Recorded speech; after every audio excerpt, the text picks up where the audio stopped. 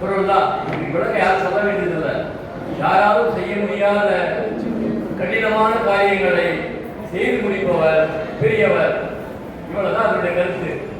பரிமேலழகர் எழுதிய உரையிலிருந்து இன்றைய கடைசி கால நமது சீபுராணச்செம்மல் சீசந்திரன் அவர்கள் எழுதிய திருக்குறள் உரை வரை இந்த கருத்து தான் இருக்கின்றதே தவிர நமது சாஸ்திரியார் பெருமகனார் அந்த குறளுக்கு அளித்த விளக்கத்தை அவரே அளிக்குமாறு பணிவன்போடு கேட்டுக்கொள்கிறேன்.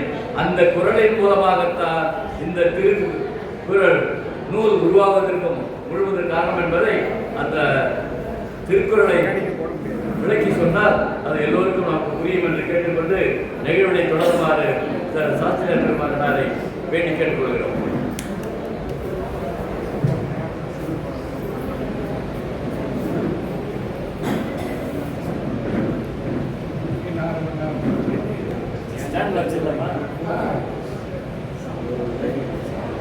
नमः श्रीवर्धमानाय निर्भूत कलिलात्मने सालोकानां त्रिलोकानां यद्विद्यादर्पणायते अगर முதல எழுத்தெல்லாம் ஆதி பகவன் முதற்றே உலகு அகர முதல எழுத்தெல்லாம் ஆதி பகவன் முதற்றே உலகு. இப்படியும் பாடியிருக்காங்க. இவர் பாடினதால எதை தெரிஞ்ச புலவர் திருவள்ளுவர் பாடினதுதான். அவர் மாதிரி எல்லாம் பாட வராது. ஏதோ அது இந்த நேரத்தில் ஓரளவுக்கு ஏதோ பாடணும் அப்படின்னு படிக்காத எப்படி பாடுவாங்க பாடுங்க. இந்த விழாவை செம்மையாக திறம்பட தலைமை தாங்கி நடத்தி கொண்டிருக்கக்கூடிய மேலாள் சமண பேரவை தலைவர் திரு ஆப்பு அறவாழி அவர்களுக்கும், ஜினாலய அறங்காவலர் பொறியாளர் திரு ரமேஷ் அவர்களுக்கும் சிறப்பானதோர் மதிப்புரையையும் எழிலுரையும் ஒரு சேர விரிவுரையாக வழங்கி அது ஒரு திருவுரையாக இங்கே திருக்குறளுக்கு விளக்கம் அளித்த டாக்டர் ஜீவகன் அவர்களுக்கும் இந்த நூல் வெளிவருவதற்கு காரணகர்த்தாவாக திகழும் அவரை எத்தனையோ சொல்ல அவர் பாராட்டலாம். அப்படிப்பட்ட கடலூரில் இருந்து இந்த நிகழ்ச்சிக்காகவே வருகை தந்திருக்கக்கூடிய சோமபிரபன் அவர்கள் எல்லா விதத்திலும் அந்த நாளிலிருந்து இந்த தரப்பணியிலே அவர் துறை என்ற துறை இருக்கிறது. அதிலே செம்மையாக பணியாற்றி வருகின்ற அவர்களுக்கும் இந்த நாள் வரை இதுவரை இந்த நேரம் வரை அமைதியோடு காலை முதல் இந்த திருவிழா எல்லாவற்றையும் பார்த்தும் கூட வீதி உலாவில் கலந்து கொண்டும் கூட கடுமையான வெயில எல்லாம் ஊர்வலத்தில் கலந்து கொண்டிருந்தாலும் கூட இங்கே அமைதியாக நீங்கள் அனைவரும் அமர்ந்து இந்த விழாவை சிறப்பித்த உங்களுக்கும் உங்கள் அனைவருக்கும் எனது முதற்க வணக்கத்தை தெரிவித்துக் கொண்டு ஏற்புரை மற்றும் மகாவீர் ஜெயந்தி உரை இரண்டையும் போட்டிருக்காங்க. அது இல்லாம ஒரு கேள்வி கேட்டுட்டு போயிருக்கார். கேள்வி கேட்டவர் வருவாருன்னு நினைக்கிறேன். அவர் வந்த பிறகு அதுக்கு பதில் சொல்றேன். இது இல்லாம நமது செயல் வீரர் வேற திருக்குறளை பற்றி இன்னும் சொல்லணும்னு சொல்லியிருக்காரு. ஆனால் இவ்வளவையும் இப்ப மணி 5:40 6 மணிக்குள்ளாவது முடிச்சாதான் நாம் போய் பொழுதான சாப்பிடலாம். எனவே காலம் கருதி சுருக்கமாக ஒரு 20 நிமிடத்துக்குள்ளாக என்னுடைய உரையை நிறைவு செய்திருக்கிறேன். இந்த நூல் உருவாவதற்கு திருக்குறள் சார்ந்த ஒரு விளக்கத்தை ஏற்கனவே ஆன்லைன் சாஸ்திரம் சொல்லிட்டார். அந்த ஆன்லைன்ல தான் இந்த திருக்குறளுக்கு உரை நிகழ்த்தி கொண்டிருந்த பொழுது எப்ப கொரோனா பீரியட்ல இருந்து ஆன்லைன் கிளாஸ் ஆரம்பிச்சோம். அப்பொழுது இந்த தத்துவ பயிற்சி வகுப்புகள் நடத்தி கொண்டிருந்த பொழுது ஒரு வாரம் கடவுள் வாழ்த்தை மையமாக வைத்து வகுப்புகள் எடுத்தோம். அந்த வகுப்பை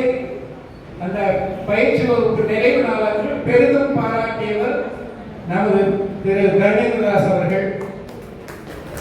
அதன் பிறகு திருக்குறள் ஆய்வு மையத்திலே என்னை மேடை ஏற்றி பார்த்தவரும் அவர்தான். அதன் காரணமாக அந்த ஆய்வுரையின் போது அதை செவிப்படுத்தி கேட்ட அனைவரும் மிகுவாக பாராட்டியது மட்டுமல்ல, இதற்கு நீங்கள் உரை எழுத வேண்டும் என்று சொன்னார்கள்.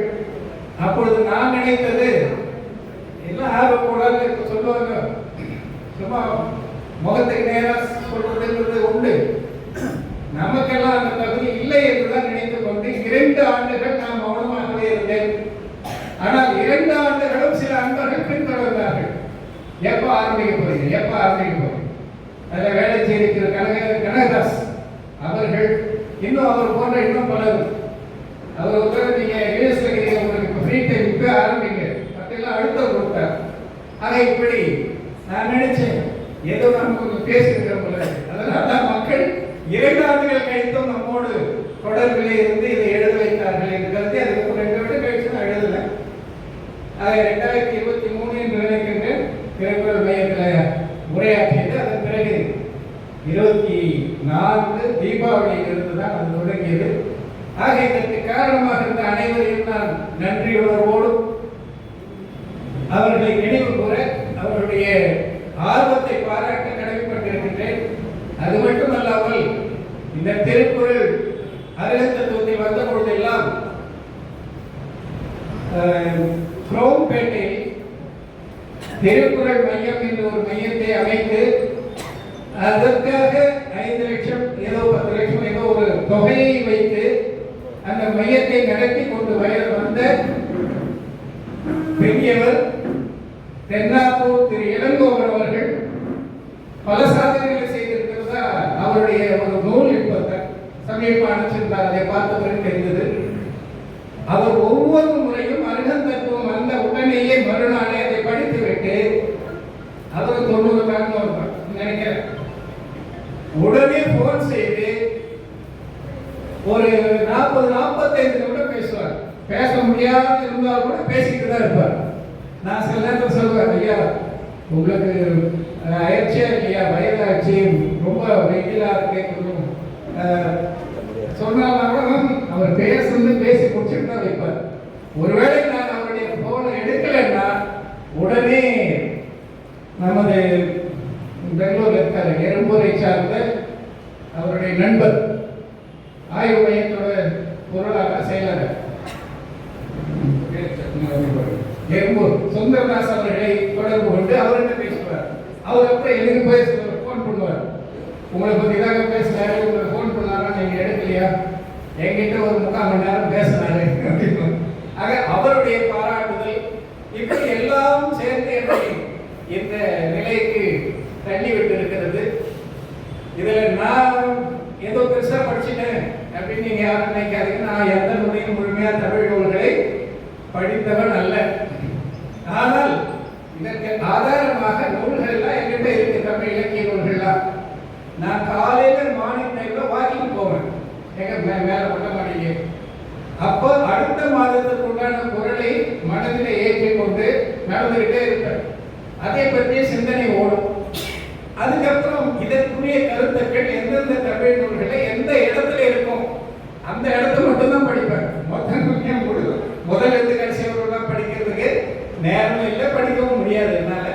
ஆக அதை மட்டும் எடுத்து அதில் இருந்து தொகுத்து நீங்க பாத்தீங்கன்னாக்கா எல்லாத்தையும் நான் ரூம்ல கொண்டு வச்சிருவேன். தமிழ் நூல்கள் என்கிட்ட இருக்கிறதெல்லாம் எடுத்து போய் அங்கே வச்சுட்டு எங்கெங்க கிடைக்கிறோ அதை மட்டும் அப்படியே செலக்ட் பண்ணி மேற்கோளாக பயன்படுத்தி கொண்டு வருவேன். சொன்னாரு எங்க அம்மையார் துணைவியாரும் அதற்கு உதவியா இருக்கு. நான் ரூம் உள்ள போயிட்டு கதவு சாத்திடுவேன், அவ்வளவுதான். கதவு சாத்திட்டு உள்ள உட்காந்துருவேன். நான் தான் வெளியில வந்த பிறகுதான் அவங்க அதை டிஸ்டர்ப் பண்ண மாட்டாங்க. ஒரு பெரிய வாய்ப்பு தான் எனக்கு. ஆகியனால் தான் இதெல்லாம் பண்ண முடியுது. இப்போ கூட ரூம்ல பார்த்தீங்கன்னா இதெல்லாமா இருக்கும். ஆக இப்படித்தான் அதை கொண்டு வந்து ஏதோ அது பயன்படும்படியாக இருக்கிறது. மெயினா எனக்கு திருக்குறளிலே நம்முடைய சமய நூல் என்பதற்கு வெறும் கொல்லாமை, பொய்யாமை இந்த கருத்துக்கள் எல்லா சமயத்துக்கும் பொதுவான கருத்துக்கள். அவர்கள் பின்பற்றுகிறார்களா இல்லையா என்பது வேறு. நாம் அதை நான் எல்லாரும் பின்பற்றோம்னா ஆகையினால் அது அல்ல முக்கியமானது. இறை கொள்கையை மறுத்திருக்கிறார். முழுமுதற் கடவுள் என்று ஒருவர் இல்லை என்பதை ஒவ்வொரு குரலும் நமக்கு எடுத்து காட்டுகிறது. அவர்கள் தெளிவாக சொல்லியிருக்காங்க. ஆதி பகவன் என்றால் பகவான் ஆதி என்ற மற்றவர் கிடையாது என்பதையும் பொறிவாயில் ஐந்தவித்தான் அதுவே சொல்லுது. ஐம்பொறிகளையும் அடக்கியவர் என்றால் முதல்ல அடக்காம இருக்கார், அப்புறம் தான் ஐம்பொறிகளை அடக்கினார். முழுமுதற் கடவுள் கருத்தையெல்லாம் அந்த வாய்ப்பே கிடையாது. அது மாதிரி வேண்டுதல் வேண்டாமை அது யாருக்கு பொருந்தும்? அந்த கடவுளுக்கு பொருந்துமா? ஆகினால் ஒவ்வொரு குரலும் இதைத்தான் சொல்லுகிறது. நீங்கள் படித்து தெரிந்து கொள்ளலாம் என்று அதை பற்றி ஒரு கோடிட்டு இந்த நோக்கில் நீங்க அந்த உரையை படித்தீர்கள் என்றால் திருவள்ளுவர் அல்லது திருக்குறள் ஆசிரியர் குந்தபுந்தர் எங்குமே முழு முதற் கடவுள் என்ற ஒரு கடவுள் இருப்பதாக அவர் அதை ஏற்றுக்கொள்ளவில்லை. கடவுள் என்பவர் நம்மை போல் இருந்து உயர்ந்தவர் என்பதைத்தான் சொல்லியிருக்கிறார்கள் என்பதெல்லாம் அதில் எடுத்து காட்டியிருக்கிறேன். அதில் நிறைவுரையில் கூட சில கருத்துக்களை எல்லாம் சொல்லியிருக்கிறேன். அதை படிச்சுட்டு ஒருவர் போன் பண்ணார் ஆலகிராமத்திலிருந்து. உங்களை மாதிரி ஆளுக்கு தாங்க இந்த மாதிரி தைரியமா துணிச்சலா இந்த கருத்தை சொல்ல முடியும்னு சொன்னார். அது நீங்க நிறைவுரையை நீங்களே படிச்சிருக்கீங்க என்னன்றது. ஆகினால் இப்படி அவரும் தமிழ் பற்று உள்ளவர் தான். இது பொதுவாக இந்த நூல் சார்ந்த கருத்து மிக அழகாக இந்த விழாவை நடத்தி அதோடு எனக்கு விளக்கமான உரைகளை விரிவாகவும் அளித்து நம்மை எல்லாம் ஊக்குவித்த அனைத்து சான்றோர் பெருமக்களையும் நன்றி கலந்த வணக்கத்தோடு நான் அவர்களுடைய உரையை ஏற்புரையாக ஏற்றுக்கொள்கிறேன் என்று கூறிக்கொண்டு, ஐயாவர்களை பற்றி எல்லாருக்கும் தெரியும். வாழ்க்கையில் நேர்மையானவர். இது நாள் வரை சமய பணிகளிலே தொடர்ந்து இந்த ஆசிரியர் சீனாபுரத்திலே இன்றும் கூட அதற்கு சுற்றுச்சூழல் எல்லாம் அளித்து அங்கு இருக்கக்கூடிய இடங்களை எல்லாம் ஆக்கிரமிப்பு செய்த இடங்களை எல்லாம் மீட்டெடுத்திருக்கிறார்கள். ஆக அப்படிப்பட்ட எந்தவித எதிர்பார்ப்பும் இல்லாமல் சமய பணியை செவ்வனமே செய்து கொண்டிருக்கிறார்கள். அவர்களையும் பாராட்ட கடமைப்பட்டிருக்கிறோம். அதுபோல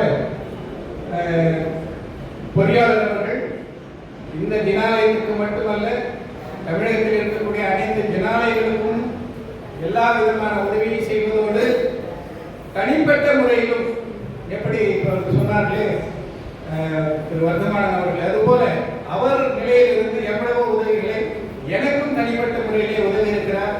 அப்படிப்பட்ட நல்ல உள்ளம் கொண்ட அவரையும் நமது இப்ப அவர் தான் மேடை என்றால் டாக்டர் அவர்கள் தான். அவர் சென்று பேசாத மேடையே கிடையாது.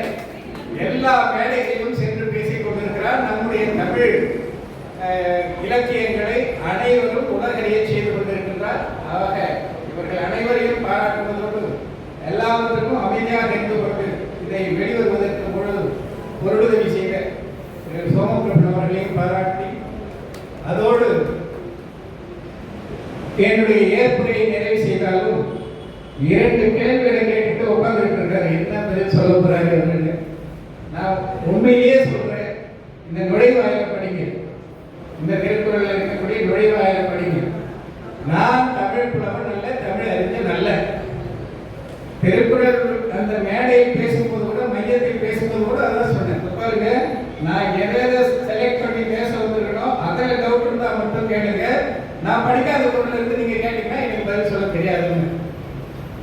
அவர் கேட்ட குரல், அந்த குரல் சார்ந்த வினா இன்னும் நான் அங்க போய் டச் பண்ணல. அது இருந்தாலும் எல்லாரும் இதுலயும் அந்த கேள்வியை வைத்திருக்கிறார். நான் என்ன அங்க போகும்போது தான் அதை விரிவாக பார்த்து அதற்கு என்ன பதிலாக இருக்கும் என்பதை என்னால் சொல்ல முடியும். இருப்பினும் வினா என்று வந்த பிறகு அதற்குண்டான பதில் சொல்லித்தான் ஆகணும். அந்த வகையில் இப்பொழுது கடவுள் வாழ்க்கையிலே எங்குமே அவர் தெய்வம் என்று சொல்ல பயன்படுத்த, தெய்வம் என்று அவர் குறிப்பிடும் பொழுது அவர் கடவுளை குறிப்பிடுகிறாரா என்றால் இல்லை என்றுதான் நான் சொல்லுவேன். இறைவன் என்பதை அரசனுக்கும் சொல்லியிருக்கிறார், கடவுளுக்கும் சொல்லியிருக்கிறார். ஆனால் தெய்வம் என்பதை அவர் எங்கும் கடவுளுக்கு சொல்லியதாக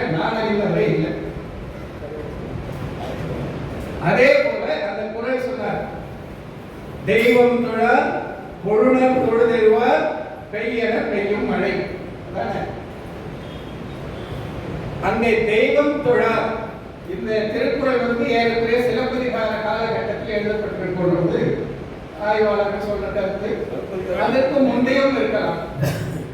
சிலப்பதிகாரத்தில் கூட பல இடங்களிலே பல்வேறு விதமான வழிபாட்டு முறைகள் இருந்ததை இளங்கோடிகள் குறிப்பிட்டிருக்கிறார். பல்வேறு சமய வழிபாட்டு முறைகள்லாம் இருந்திருக்கு. அதுக்காக தான் தெய்வம் தெளிவுங்கிற வார்த்தை போட்டிருக்கார். அதே போல அதற்கு முந்தைய காலத்திலும் அப்படிப்பட்ட சூழ்நிலை கண்டிப்பாக அதை விட அதிகமாக இருந்திருக்கலாம். ஆகையினால் திருவள்ளுவர் அல்லது நாம் குந்தகுந்தன்னு சொல்லுவாங்க, அப்படியே சொல்லி பழகி போச்சு அந்த வார்த்தை. திருவள்ளுவர் சொன்னா அவர் நமக்கு ஜாதி மத பேதம்லாம் எதுவும் கிடையாது, அனைவரும் பறையனும் காட்சி உடையார், அதுதான் நமக்கு தெரிஞ்சது. ஆகையினால குந்தகுந்தன் இந்த நூலாசிரியர், நான் நூலாசிரியர் தான் சொல்லுவேன், அதுக்கு காரணம் அப்புறமா நான் விளக்கணும் வேற எங்கேயாவது. ஆக இப்படி அவர் காலத்தில் இந்த குலதெய்வ வழிபாடுலாம் இருந்திருக்கும்.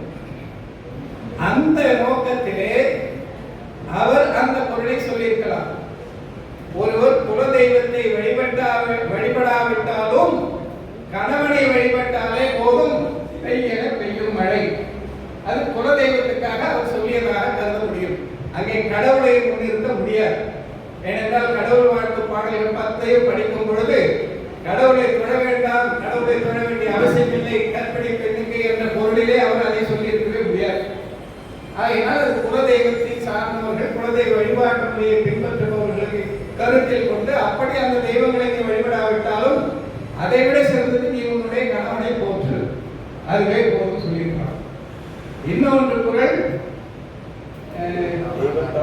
தெய்வத்தால் ஆகாதெனினும் மெய் வருத்த சொல்லுகிறது. அது ஒரு குறள். தெய்வம் என்ற சொல்லுக்கு வடமொழியிலும் சரி இங்கும் சரி வினை என்றும் ஒரு பொருள் உண்டு. வினை என்ற ஒரு பொருள் உண்டு. தெய்வம் என்ற சொல்லே திவ் என்ற வேர் சொல்லிலிருந்து தெய்வம் என்று ஆயிற்று. திவ் என்றால் புனிதமான தேவத்தன்மை உடையவர்கள், தேவர்களை குறிக்கக்கூடிய சொல். இந்த குலதெய்வம் என்பதும் தேவர்களை குறிக்கக்கூடிய சொல்லை தவிர கடவுளை குறிக்கக்கூடிய சொல் அல்ல. இங்கே தெய்வம் என்பது வினையை குறிக்கக்கூடிய சொல்லாக இருக்கும். எனவே தெய்வத்தால் ஆகாதெனினும் என்றால் நம்முடைய வினை நமக்கு இடைமுறை விளைவித்தாலும் அந்த வினையை வென்று நம்முடைய முயற்சியால் வீடு பெற்றை அடைய முடியும் என்ற கருத்திலே அதை சொல்லியிருக்கிறார். இன்னும் அந்த பொருளெல்லாம் போகல. இவர் முதல்ல கேட்டார், இப்ப கேட்டுட்டாங்க, முதல்ல சொன்னாரு, அதனால யோசிச்சேன். ஆக தெய்வம் என்பது சாதாரண குலவரை வழிபாட்டு முறையில் தெய்வத்தை சொல்கிறார். அதை அவர் கடவுளாக எங்கும் சொல்லவில்லை என்பதையும் நாம் கருத்தில் கொள்ள வேண்டும் என்று கூறிக்கொண்டு 5 நிமிஷம் என்ன பத்திரிகையில எழுதிட்டாங்க மகாவீர ஜெயந்தியை பற்றியும் உரையாற்றணும்னு சொல்லி, அதற்காக ஒரு 2-3 நிமிடங்கள். நாம் எல்லோரும் இன்று விழா கொண்டாடுகிறோம் என்றால் அதற்கு காரணம் சுமார் 3000 ஆண்டுகளுக்கு முன்பு ஒரு குழந்தை பிறந்தது இந்த புனித பூமியில். இந்த புனித பூமியெல்லாம் குளத்தூர்ல நினைச்சிருக்காரு. 3000 ஆண்டுகளுக்கு முன்பாக ஒரு குழந்தை பிறந்தது. அந்த குழந்தைக்கு ஹாப்பி பர்த்டே மூலகம் சேர்ந்து கொண்டாடியது. நம்ம குழந்தைக்கு ஹாப்பி பர்த்டே அக்கம் பக்கத்துல மிதி போனா இந்த மாதிரி கல்யாண மண்டபத்தில் பண்ணோம், அவ்வளவுதான். ஆனால் அந்த குழந்தைக்கு உலகமும் சேர்ந்து ஹாப்பி பர்த்டே கொண்டாடியது என்றால் அந்த குழந்தையுடைய அருமை பெருமையை நாம் தெரிந்து கொள்ளணும். அன்று மட்டுமல்ல, 3000 ஆண்டுகள் கழிந்தும் இன்னும் அந்த குழந்தைக்கு பிறந்த நாள் விழா கொண்டாடப்படுகிறது என்றால் அந்த குழந்தை என்ன, எப்படிப்பட்ட குழந்தையாக இருக்க முடியும்? ஏன் கொண்டாடுகிறோம்? அந்த குழந்தை ஆதிநாதர் காலத்தோடு இருந்தது, குழந்தையா இல்ல, வேற இடங்களில் இருந்தது. அன்றெல்லாம் ஏன் அவருக்கு விழா எடுக்கவில்லை? ஆதிநாதருடைய பேரனா பிறந்திருந்த குழந்தை அது, மகிழ்ச்சியாக பேரனாக பிறந்திருந்த போது அதற்கு விழா எடுக்கவில்லை. இன்று வரை 3000 ஆண்டுகள் கழித்தும் அந்த குழந்தைக்கு நாம் விழா எடுக்கின்றோம் என்றால் அந்த குழந்தை இந்த பிறவிலே என்ன செய்தது? அதைத்தான் செய்ய வேண்டும் என்பதற்காகத்தான் இந்த விழா. என்னென்றி கொன்றாக்கும் ஓய்வில்லா ஓய்வில்லை, செயலென்றி கொன்ற மகற்கு என்று சொல்லி அந்த குரலுக்கு ஏற்ப 3000 ஆண்டுகள் கழித்தும் கூட அவர் செய்த நமக்கு செய்த உதவியை நாம் நினைவு கூறும் விதமாக அந்த செயலென்றி அறிதலை முக்கியமாக கொண்டு அவருக்கு என்றும் நாம் விழா எடுக்கின்றோம். ஆனால் ஒரே ஒரு கவலைக்குரிய விஷயம் என்னவென்றால், அவருக்கு விழா எடுக்கின்றோம், துதிப்பாடுகின்றோம், போற்றுகின்றோம். ஆனால் அவர் சொல்வதை நாம், அவர் சென்ற வழியில் நாம் அதுவரை இப்படித்தான் போற்றிக் கொண்டிருக்க வேண்டும் என்று நாம் அவர் காட்டி சென்ற வழியில் பயணிக்கிறோமோ அன்று நமக்கும் இப்படிப்பட்ட விழா கண்டிப்பாக நடைபெறும். அதுதான் உண்மையான ஜென்ம கல்யாண விழாவாக அமையுமே தவிர, அதுவரை நாம் பகவான் மகாவீரர் காட்டி சென்ற அந்த அறப்பாதையில் பயணிப்பதற்கான முயற்சியை மேற்கொள்வதற்காகத்தான் ஆண்டுதோறும் இந்த மகாவீர ஜெயந்தி விழா. இந்த ஜெயந்தி விழா என்று சொல்லாமல் ஜென்ம கல்யாண விழா என்று சொன்னால் இன்னும் பொருத்தமாக இருக்கும் என்று சொல்லி, ஏனென்றால் அவருடைய பிறவி அனந்த உயிர்களுக்கு கல்யாணத்தை செய்து வைத்திருக்கிறது. கல்யாணத்தை முயற்சிருக்குன்னா என்ன கல்யாணத்தை? நான் ஒரு ஊர்ல போயிட்டு நம்மளாம் எத்தனை கல்யாணங்கள் நடந்ததுன்னு சொன்னேன். நான் கல்யாணம் அனுபவத்தை தான் கேட்டேன். ஒரு அம்மா சொல்லுச்சு, அவங்க இங்க இருப்பாங்க தைரியத்தை சொல்றேன், ஒரே ஒரு கல்யாணம் தாங்க, கவலைப்படாதீங்க, 5 கல்யாணம் நடக்கும் போது. அதுபோல கல்யாணம் என்றால் அவருக்கு மட்டும் அது நன்மை பயத்ததாக இல்லை, அவருக்கு பிறகு தோன்றிய அனைத்து உயிர்களுக்கும் அவர் காட்டி சென்ற அறப்பாதை நன்மை விளைவிக்கும் என்ற காரணத்தினால் அவருடைய பிறப்பையும் ஜென்ம கல்யாணம் என்று சொல்லி பாராட்டி போற்றி வணங்குகின்றோம், துதிக்கின்றோம். துதியோடு பாராட்டுதலோடு போற்றுதலோடு நின்று விடாமல் அவர் காட்டி சென்ற அறப்பாதையை பயணிப்போமாக என்று கூறி இந்த வாய்ப்பை அளித்த அனைவருக்கும் நன்றி கூறி விடைபெறுகிறேன். நன்றி.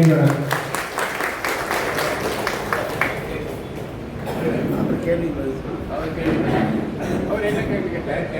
அந்த பொருள்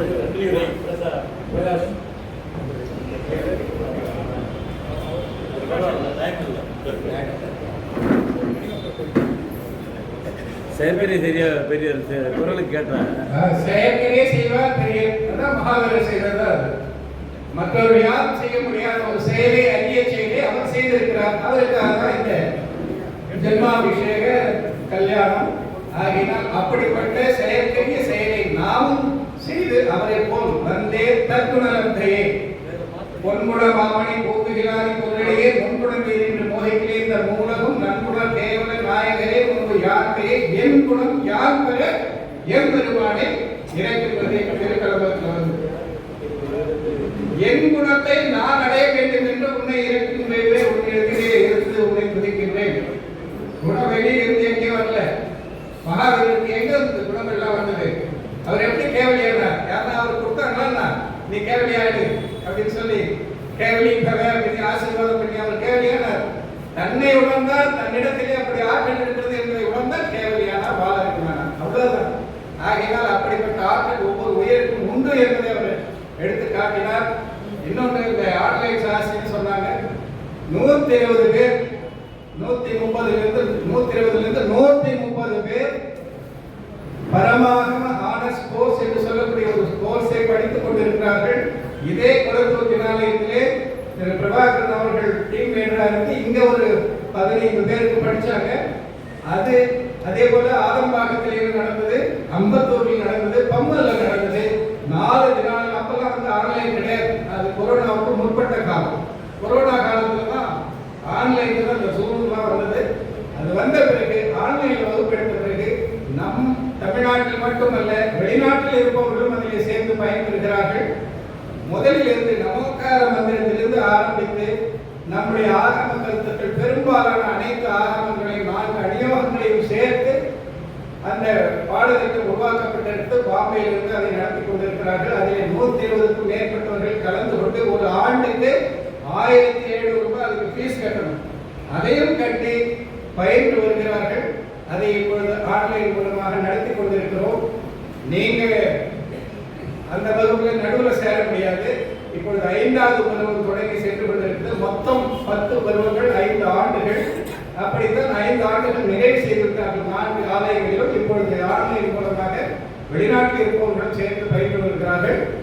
நீங்க அப்படி சேர முடியாது என்ற நிலை இருந்தாலும் அந்த ஆன்லைன் வகுப்பை கேட்பதற்கு வசதியாக ஜினதர்ஷன் யூடியூப் என்ற ஒரு யூடியூப் இருக்கு. அந்த யூடியூப்ல நீங்க முதல்ல இருந்து கேட்கணும். இப்ப போய் விட வேண்டிங்கன்னா உங்களுக்கு ஒண்ணுமே புரியாது. அதான் ரொம்ப டீப்பா போயாச்சு. அதனால யாரெல்லாம் அறக்கருத்துக்களை தெரிந்து கொள்ள வேண்டும் என்று விரும்புகிறார்களோ, நாம் ஒரு பூஜை பண்றது இதுதான் நிறைய பேர் புரிந்து கொண்டார்கள். இதுதான் தர்மம் நினைச்சோம். இதற்கும் மிஞ்சி பொருளினுடைய இயல்பை எடுத்து சொல்வது சமண நெறி. அந்த இயல்பை உணர்ந்து அதற்கேற்ப செயல்படுவதற்கு பெயர் தான் அறம். அப்படி செயல்பட்டு உயர்ந்தவர்கள் தான் கடவுள் என்பதை உங்கள் வகுப்பு வாயிலாக தெரிந்து கொண்டவர்கள் எவ்வளவு பேர் சொல்றாங்க. அதனால நீங்க 4 கூட நீங்க முதல் இருந்ததிலே கேட்டு பயன்பெறலாம் என்ற ஒரு கருத்தையும் சொல்லி மீண்டும் உங்களுக்கு நன்றி கூறி விடைபெறுகிறேன். நன்றி.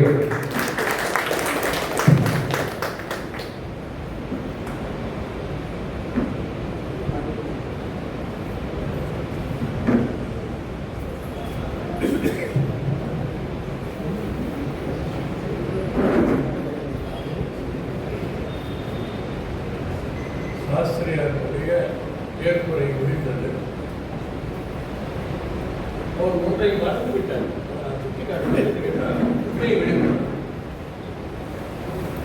அருகந்தத்துவத்தில் அவர் எழுதும்போது ஒவ்வொரு குரலுக்கும் நான் வளர்த்துக்கிறேன்.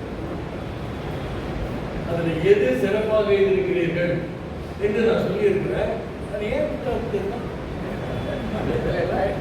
அப்படின்னா நாங்கெல்லாம் தூங்குறவங்க ஆயிட்டோம் இல்லையா?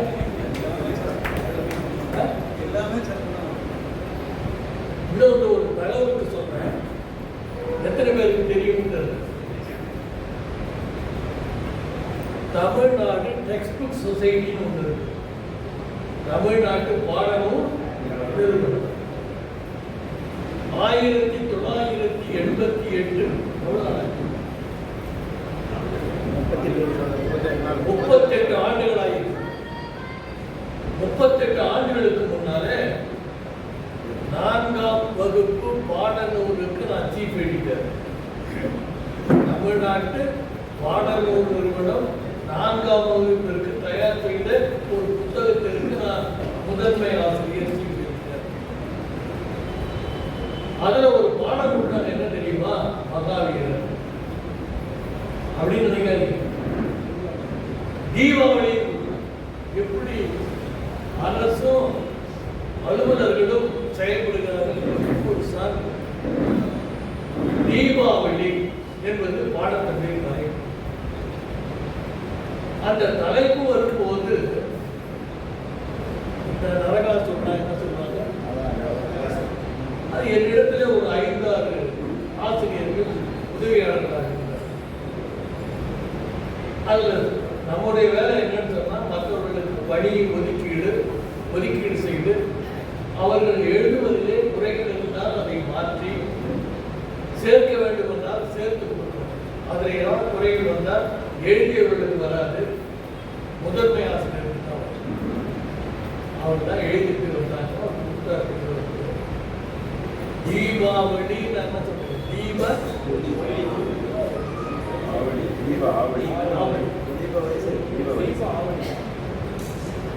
ஓர் ஆன்மா பெறந்தறிய பெரும்பேற்றினை பெற்றிருக்கிறது என்பதை போற்றுவதற்கு அந்த நல்லுயிர் பிரிந்தது என்றார். சிலப்பதிகாரம் நரக உயிருக்கு நல்லுயிர் கொண்டு மரகதி இழக்கும்.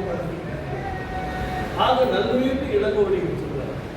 அந்த நல்லுயிர் பெறாப்பெண்ணறியை பெற்றது என்பதனால அந்த உயிர் இழப்பு ஏற்பட்டது என்றாலும் அந்த நல்லுயிர் பெரிய பேற்றினை பெற்றதனால அதை மகிழ்ச்சியாக மக்கள் கொண்டாடுகிறார்கள் என்பதை சொல்வதற்காக ஜீவன் அது ஒரு 2 பகுதி நான் அதை சேர்த்து நரகாசுரன் கதையெல்லாம் அடுத்து இந்தியவையாக ஒன்றை குறிப்பிட வேண்டும் ஒரு வரி கொடுத்து அதை எழுதுனேன். அப்படி எழுதும்போது அந்த மகாவீரர் வரி நிர்மாணம் அடைந்த அந்த செய்தியை சொல்லி அந்த நல்லுயிர் பெருமியத்தினை பெற்றது என்பதை கொண்டாடுகின்ற வகையில் அங்கு இருந்த மக்கள் எல்லாம் வரிசை வரிசையாக தீபங்களை ஏற்றி கொண்டாடினார்கள். அந்த தீபங்கள் வரிசை வரிசையாக இருந்ததுனாலே அது தீபாவளி என்பது சமண மரபு. இது போகுது யாருக்கு? அதுக்கு ஒன்று மெம்பர் செக்ரட்டரி தமிழ்நாடு பாடல்கள். இப்போ போன உடனே இது என்ன ஒரு புது கதை வருது? எது புது கதை? மகாவீரர் ஜெயந்தி தான் தீபாவளியாக இருந்தது, பின்னாலே புனை கதைகள் சேர்க்கப்பட்டன அப்படின்னு நான் சொல்றேன். இது என்ன ஒரு புது கதை இருக்குது? அதுக்குள்ள அவர்களெல்லாம் விவாதம் நடந்ததில்ல. எழுதி இருக்கிறவர் நடவாடி உதவி ஆசிரியர்கள் இது அதை எடுத்தால் பிரச்சனைகள் வரும் என்பதனால அந்த 2 பத்தியை சேர்த்து வெளியிட்டார்கள். 1900 எதுக்கு சொல்றேன்னு சொன்னா, இந்த இளைஞர்களுக்கு இது போன்ற வாய்ப்புகள் வரக்கூடும். அப்படி வரும்போது அதை நிறுவுவதற்கு அச்சப்படாமல் இருக்கணும். அச்சப்படாமல் ஐயோ அவர் கோயில் கொள்வார், இவர் கோயில் கொள்வார், இந்த இயக்குனர் சொல்வார், இந்த இயக்குனர் சொல்வார் என்பதை கவலைப்படாமல் எது உண்மை என்பதை சொல்லுகின்ற திறன் இந்த மகாவீரர் நாளில நாம் பெற்றுக்கொள்ள வேண்டும், உறுதி எடுத்துக்கொள்ள வேண்டும் என்று சொல்லி சாஸ்திரியார் ஏன் என்ன மறந்துட்டாருன்னு நான் வெளிப்படையாக பேசுறேன். ஒவ்வொரு பொருளுக்கும் ஒரு போன் பண்ணி பேசுறேன். அதை பற்றி ஒரு சொல்லல.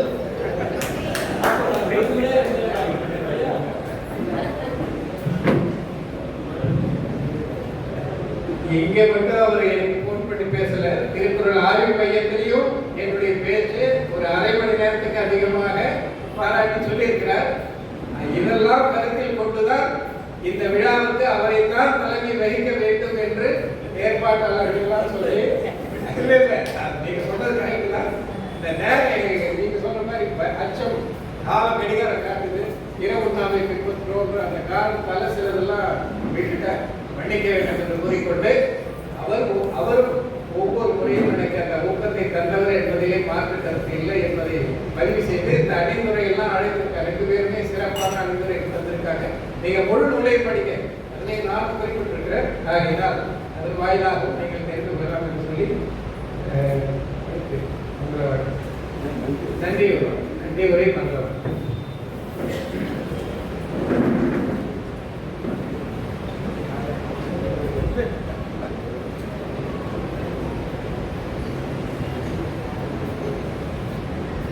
அனைவருக்கும் சமய தர்சனம் மேடையில் அமர்ந்திருக்கும் சான்றோர் சான்றோர்கள் நண்பர்களுக்கும் சமய தர்சனம் நன்றி. இங்கே தலைமை ஏற்று அமர்ந்திருக்கும் திரு ஆப்பு அறவாடி ஐயா அவர்களுக்கு மற்றும் மும்மொழி வித்தகர் திரு பிரதிஷ்டாச்சாரி திரு ஜம்புமா சாஸ்திரி அவர்கள் எழுதி நூல் வெளியிட்டு செய்ததற்கும் நன்றி தெரிவித்துக் கொள்கிறோம். முன்னிலை வகித்து திரு ரமேஷ் ஞானதாஸ் அவர்கள் இவருக்கு கண்டிப்பாக நன்றி. ஏன்னா இந்த மாதிரி நிறைய விஷயங்கள்லாம் தர்மத்தை எடுத்துன்னு நம்ம கோயிலுக்கு எல்லாரும் பயன்பெறணும் அப்படின்னு சொல்லி நிறைய விஷயத்தை செய்கிறாரு. அது ஸ்தாபக சாஹிபு சார்பாக நன்றியை தெரிவித்துக் கொள்கிறோம். அடுத்து சிறப்பு விருந்தினர் திரு சோமபிரபம் கடலூர் இந்த குரல் எழுதி வெளியீடு செய்யணும் அப்படின்னு சொல்லி ரொம்ப முனைப்புடன் செயல்பட்டு எங்களுக்கு எல்லா கேட்கணும் கொடுத்து ஆல்ரெடி ஆன்லைன் கிளாஸ்ல கேட்டிருக்கோம்.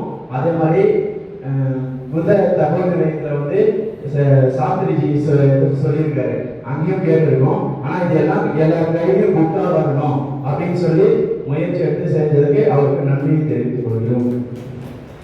அடுத்து நூல் எழிலுரை.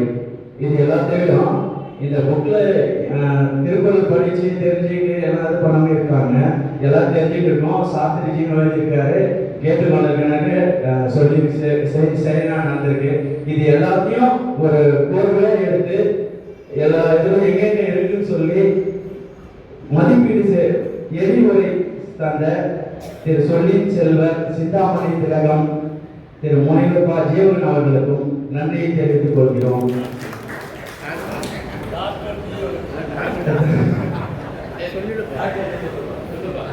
டாக்டர் சிந்தாமணி நாங்கள் அது இல்லாமல் அவருக்கு ஒரு பட்டமே கொடுத்துருக்கோம். இங்கே குழந்தை நிலையத்தில் எங்களுக்கு வந்து 8 மாதம் கண்டினியூஸா 24 கிளாஸ். ஆமாம், ஒரு அந்த மாதிரி எழுத்துரை சொல்றதுக்கு இங்கே யாரும் இல்லை அப்படின்னு முதல்ல சொல்லிட்டாங்க. அவர் பேச்சு வந்து எல்லாரும் சேர்த்து கேள்வியும் கேட்பாரு, தூங்க விடாம பேசுறது, ஒரு தர்மத்தை இன்னைக்கு சூழ்நிலைக்கு பெரிய ஒரு ஜாம்பவான் அப்படின்னா அது சொல்லி நன்றியை தெரிவித்துக் கொள்கிறோம். சிந்தாமணினா 8 மாசம் போனது 24 கிளாஸ். இதே எப்படின்னா இது கொஞ்சம் ஒத்துழைப்பு நடத்துறோம் அப்படின்னா இல்லை, ஒரு முயற்சியுடன் இது கண்டிப்பா முடிச்சே ஆகணும் அப்படின்னு சொல்லி அந்த தர்மத்தை சைவ சிந்தாமணி ஒரு 30 வருஷத்துக்கு முன்னாடி இந்த மாதிரி செஞ்சிருக்காங்கன்னு வச்சுங்களேன். ஆனா இன்னைக்கு வந்து ரமேஷ் சாரும் தர்ணேதாஸ் சாரும் முடிவு பண்ணி அதை எடுத்தாங்க, கையில எடுத்தாங்க. ஆனா இவர் அதுக்கு அவ்வளவு முயற்சி செஞ்சு அவங்க வீட்டுல எல்லாரும் வந்து ஒத்துழைச்சு அவ்வளோ அந்த அளவுக்கு வந்து செஞ்சிருக்காரு. அது வந்து ஒரு பெரிய பாராட்டத்தக்க விஷயம். மிக்க நன்றியை தெரிவித்துக் கொள்கிறேன். ஏற்புரையும் மகாவீர் ஜெயந்தி. இன்னைக்கு மகாவீர் ஜெயந்தி எல்லாரும் நம்ம கொடுத்து வச்சிருக்கோம்னு நினைக்கிறேன். ஏன்னா எப்பயுமே மகாவீர் ஜெயந்தி வந்து திருவிதி உள்ள வரும், பார்த்துட்டு எல்லாரும் கலந்து போயிடுவோம். ஆனா இந்த முறை 3 விஷயம். ஒண்ணு வந்து புதுசா சாத்துக்குடி சாமா ஸ்டாவர்கள் எல்லாரும் சேர்ந்து செஞ்சு அவங்க கையாலே பிம்பமும் ஒருத்தர் வந்து கொடுத்துருக்காரு, பாஸ்கர் அவர்கள். இதெல்லாம் செஞ்சு ஃபர்ஸ்ட் முறை ஊர்வலம் வரும், மகாவீர் ஜெயந்தி திருவிழா, 3வது நூல் வெளியீடு. ஒரு நாள் ஃபுல்லா நம்மளுக்கு 3 வேளையும் சாப்பாடு கொடுத்து தர்மத்தை நீங்க கேட்டே ஆகணும் அப்படின்னு சொல்லி இங்கே நம்மளை மழை போடுறாங்க. இது ஒரு நல்ல விஷயம். இது மேலும் மேலும் நடக்கணும் அப்படின்னு கேட்டுக்கிறேன். சிறப்புரையும் வழங்கி மகாவீர் ஜெயந்தி ஏற்புரையும் வழங்கின திரு பிரதேசாச்சாரி ஜபுநாத் சாஸ்திரிஜி அவர்களுக்கு நன்றியை தெரிவித்துக் கொள்கிறேன். அப்புறம் விழா நன்கொடையாளர்கள் உற்சவமூர்த்தி உபயம் வழங்கிய திரு பாஸ்கர் ஆடிட்டர் அவர்களுக்கும் நன்றி. திருவீதி உலா ஏற்பாடு செய்து சமஸ்த ஸ்ராவ சாகியர்கள் அனைவருக்கும் நன்றியை தெரிவித்துக் கொள்கிறோம். அடுத்து காலை சிற்றுண்டி வழங்கிய திரு ரவிக்குமார் சார், அப்புறம் மதியம் திரு ஏ ஆனந்த் சார், மாலை சுற்றி நடந்த திரு சாந்தகுமார் ஆகிய அனைவருக்கும் மீண்டும் மீண்டும் நன்றியை தெரிவித்துக் கொள்கிறோம். இந்த மாதிரி தர்ம செயலில் ஈடுபடணும், அதுக்கும் கொடுங்க. பொருள் உதவி தந்து நாங்க கேட்ட போதுதான் குரூப்ல போட்டேன். அது வந்து பைசா இது பண்ணி இந்த நிகழ்ச்சி சிறப்பாக ஆரம்பிச்ச மற்ற அனைவருக்கும் என்னுடன் பணியாற்றிய அனைவருக்கும் நன்றியை தெரிவித்துக் கொள்கிறேன். உபாத்தியாயர் திரு ஜெய்சேன் அவர்களுக்கும், அப்புறம் மேனேஜர் ஜெய்சங்கர், உடனிருந்து பணியாற்றிய அனைவருக்கும் நன்றி நன்றி நன்றி. இதுல புதுசா யோகா வந்து இது பண்ணாரு. ஒவ்வொரு விஷயத்திலும் சிறுவர் சிறுமியர் அப்படின்னு சொல்லி தான் அதை போட்டிருந்தோம். ஆனா இந்த முறை ஜெய்சேன பையன் வந்து யோகா வந்து மிக சிறப்பாக செய்து இது பண்ணதுக்கு ரொம்ப நன்றி. தேங்க்யூ.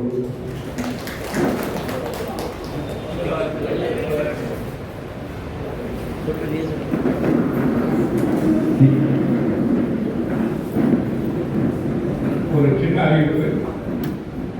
ஹைகோர்ட் பக்கத்தில் பாரிஸ்தான ஒய்எம்சிஏ பில்டிங் இருக்கு, உங்களுக்கு தெரியும். செவ்வாய் தோறும் செந்தமிழ்னு ஒரு இலக்கியத்தை பேச சொல்லி ஒரு வாய்ப்பு கொடுத்தாங்க. ஏற்கனவே சீவக சிந்தாமணி நம்ம முத்துவர் பேசினாரு.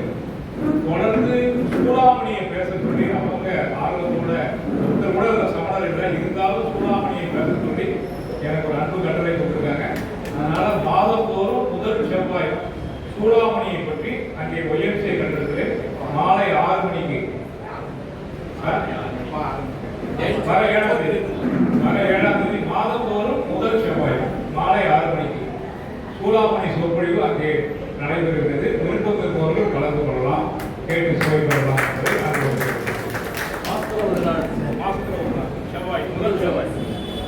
உங்களுக்கு ரசிகர்கள் வந்து ரொம்ப இருக்காங்க, கண்டிப்பா வருவாங்க.